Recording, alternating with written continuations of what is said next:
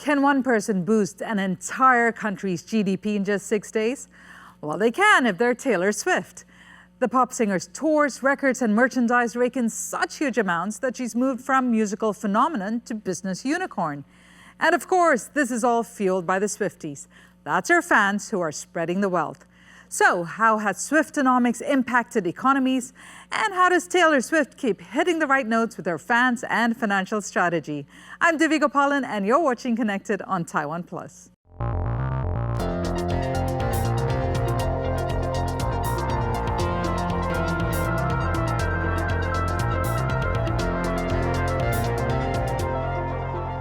Economics at the American University in Washington, D.C., and Nancy Guy, a professor in the Department of Music at the University of California, San Diego. She's also the co-director of UCSD's Center for Taiwan Studies. Great to have you both on the program. I'm going to start with you, Kara. Just to talk to you about your course. It's so interesting. You've introduced a one-credit economics class on Swiftonomics, the economics of Taylor Swift at your university. Can you tell me why and what you're hoping the students will take away from it?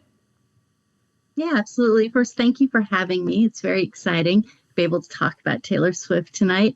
This was actually a pilot program that our department started where we asked the students, what course would you like to know about in terms of economics? So they proposed the course. Swiftonomics was the first winner.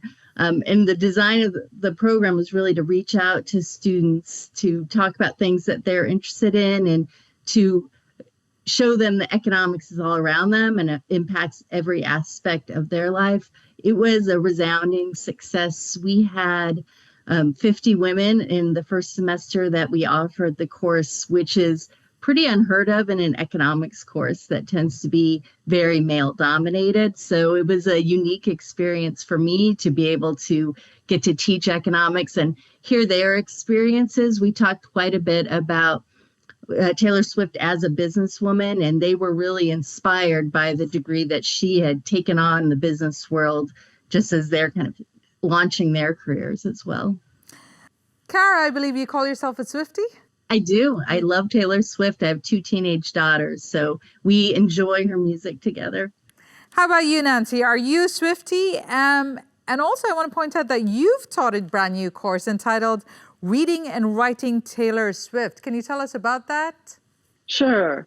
I don't know if I can say I'm a Swiftie. I certainly find her fascinating. And maybe I find her fans' love for her even more fascinating. I first decided to do this course when I just happened to be watching a documentary on her. And I thought it'd be really good for students, especially fans, to think critically about her and also to think critically about the kind of press that she was getting. When I first thought of this, it was the run-up to the last presidential election in the United States. And she has let us know what her political stance is. And she's taken some heat for that, of course. And I thought it would be really good for students to have to look at that too and think about all of these kinds of factors. It was a small seminar, only 15 students, and I could control that. I like to keep it small so that students have to talk. And at a place like UCSD, undergrad courses are often really large. So this was a good chance for students to be very interactive. I'd imagine they would have a lot to say, like economists now. They've really started paying attention after Taylor Swift's Eras Tour in 2023 and 2024. It shattered many music industry records, and here's some of those numbers published by Statista. With 149 shows across 5 continents, Swift's worldwide tour grossed more than $2 billion in ticket sales and attracted more than 10 million fans. Now, the average ticket price was around $200, while the performers and crew collectively received $197 million in bonuses. In addition to the live tour, the pop icon's tour movie became the highest grossing concert film in history. That spun over $260 million in box office revenue.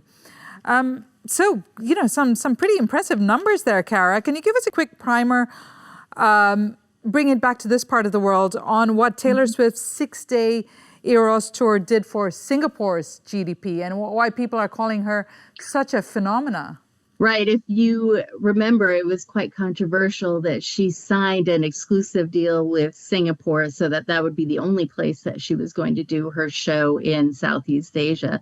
I think much to the consternation of the other ASEAN neighbors. One of the things that was so interesting about the Eras Tour from the point of view of an economist was the really dramatic spillovers it had onto the local economies. You saw this in city after city that she went to, people reporting big increases in economic growth, even if it's just for the weekend. Even in the United States, the Federal Reserve Board noted that there was kind of a Taylor Swift effect going on, especially in like the Philadelphia region. And so that is why Singapore would have been willing to kind of shell out the extra money to guarantee that they would be the only place for that tour, is because they knew it would have this positive spillover on its economy. So tell us what this positive spillover is. Where does that come from?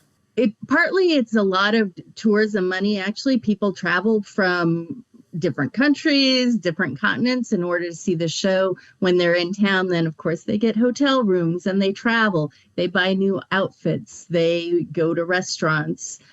So there's both the direct economic impact of the concert itself, but then everything associated with bringing those people into the city. You also see a lot of kind of unique industries spring up over the eras. So certainly there were a lot of, people developing their own outfits, for example, but if you remember, there was a big friendship bracelet phenomenon that was totally fan driven, right? And even shortages of friendship bracelet making materials at one point. So it's pretty interesting. Industries you never would have thought would be touched by the music industry had this big impact from the Eras Tour. Nancy, this is a point I'm going to come back to a few times. She's never come to Taiwan or hasn't been here yet. Yet, can you tell, she does have quite a strong following here. And can you explain to us what you feel about perhaps Taiwan's culture or the young or people in Taiwan that would attract them to Taylor Swift? Well, Taiwan has long had a really thriving pop music industry. So I think that she would fit right in, being going along with like Zhang Hui-mei and these other kinds of big pop female stars who've had quite a faithful following. So it makes sense to me that she would also have a large appeal. And do you think Taylor Swift, her business pull, Nancy, is attractive here? Or is it more just about her being a massive pop star? Oh, that I honestly couldn't say. I would hope it's the music that attracts people and the persona that attracts people. I don't know. I mean, Kara, but I wonder if you think that it's the economics that attracts people. I sort of rather doubt that. Yeah, I think that's also a spillover, right? Like her fandom, right, is attracted by the music and the stories she's telling. But I think that she is an inspiring businesswoman as well. And so that is also kind of part of her appeal, especially to a certain age group. And to that end, Kara, how are you framing Taylor Swift as a business powerhouse in your courses? We really start from the beginning of her career. She started so young, but she's made such smart business decisions, even from when she was very young. If you go back to the mid 2000s, and she pulled all of her music out of Spotify to protest the rates that they were paying artists, right? So it was impacting not only her, but it had long run impacts on other artists as well. And then you see kind of this masterful design of the Eras Tour, of that. You mentioned the concert film, for example, and the way she negotiated that deal. She had been meeting with different movie distributors, throughout Los Angeles, let's say, about their strategies. And they had all these strategies about, and we can take this to stream, for example. But she really wanted to make that an experience for her audience, right? For people who maybe couldn't go to the show, she wanted to be able to have them go to the theater and have that community experience. And so she cut this deal with AMC to distribute the movie on herself. And in the process, took a big share of the profits, right? So she's maintained this control over her career in a way that's very unique, I think, for musical artists. Nancy, you've fashioned a course around her, around what she stands for. How much do you look into her lyrics and what she sings? Like, how much of that is part of your course? And what is it about that, perhaps, aside from her political stance or being a role model for younger people? What is it about her lyrics, the poetry in them, or perhaps the messaging in them that perhaps you think your students could gain from? Well, in the course, we spent a couple of sessions with the students, each one choosing a song, having to present the song, having to present their analyses of the song. As you know, she has Easter eggs in her songs, and fans spend a lot of time analyzing those. And my students would debate, what are the real meanings of songs and all of that. But I also think that, besides her being this, economic powerhouse and brilliant businesswoman, she also has, I think, really important messages for especially young women, like this song she has called "The Man." It's brilliant.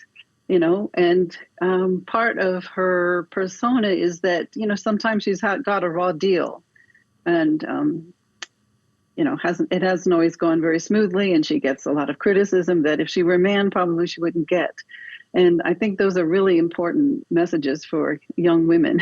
And so I think it's about a lot more than just the kind of business success. And I think that, people have grown up with her music, and that, as she's matured and her music has matured, there's something there for everyone. So like, I find my 15-year-old listening to her early music because those are the songs that really touch her. And I listen to "The Man" all the time when I'm going through some work problems, for example, right? So there, it's interesting to see how she's progressed in her career. Right. And her work is so autobiographical. And that's probably why her songs resonate with so many people from all walks of life. And after scaling uncharted economic heights with her Eras tour, she seems set to do it again. Taylor Swift's new album, The Life of a Showgirl, was released on October 3rd and is already breaking records. The song The Fate of Ophelia became the most streamed track on Spotify in 24 hours with 30 million filtered streams. More than 4 million US album equivalent units were sold and 5.5 million globally in the first week, again setting a new record. The album sold 1.2 million copies on vinyl, marking an all-time high for the format for any artist in history. Nancy, the fact that, she's bringing vinyl back pretty much, what does that say to you about her fans and the type of fandom she has? Yeah, I think a couple of things. One, and she releases these vinyl records in multiple formats. I mean, you can even get one with a cardigan sweater or a crew neck sweater. So I think fans, they really want to have something tangible. The streaming thing, there's nothing to hold. There's nothing to put on your shelf. So these are kind of like trophies. And, I really wonder, and also they're cassettes. So there's CDs version, cassette version, vinyl versions, and multiple versions of all of those formats. And, I can well imagine that some people would buy as many as they possibly could just to have them. It's kind of like owning a part of the person. Some of them also have signed, autographed photographs. So, and then there's also the musician in me hopes that they appreciate the better quality sound of vinyl. So there may be that too. I mean, there's no denying that there's a huge difference between streaming sound and vinyl sound, with CD falling somewhere in between. It's so clever. It seems like she's kind of, exploited every aspect possible of the music industry, which has previously appealed to fans, if not still appealing to fans. So, Kara, before we talk about, all these numbers or beyond these numbers, how did she get to where she is? Yeah. She started so young at 16 with her first label. And I think even from the very beginning, she had very I think her parents should be given a lot of credit for making sure that she got started on the right foot with a really strong management team. From the very beginning, she maintained a lot of control over her self as a commodity, I guess, as a musical commodity, maintain her own management firm, for example. And probably the most well-known story is of her re-recording her masters, right, for those first albums that the record company owned the masters, so they controlled, for example, where it got played, and if they were going to license it to movies, for example. And it always kind of bothered her that she didn't have control over that music. And she had tried to buy those masters, several times. And at the end, her music label ended up selling it to another company. It was quite controversial. And her response was, well, I'm just going to re-record each of these albums. And that is what she did. She made kind of the same album, actually better in some sense, right? She would put on extra songs. And what you can see when you look at the album charts is, she would release Taylor's version of a new album. That would go to the top of the charts, and the original version would go to the bottom of the charts, right? Because fans who have this connection with her would say, I'm purposely going to listen to Taylor's version as opposed to this original version that she doesn't control.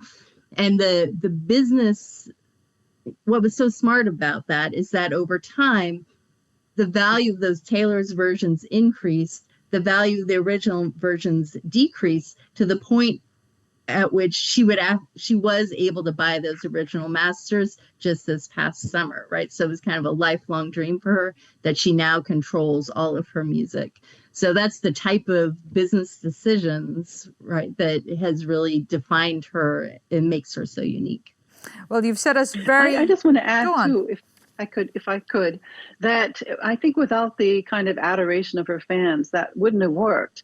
My students talked about, absolutely get the Taylor's version, and they know these versions, and they would tell me, like, she added this word in this line, she changed some of the lyrics. They know these things very well, but they would not pay for a stream of the one that she didn't have control of. They took personal offense at the way that she was treated.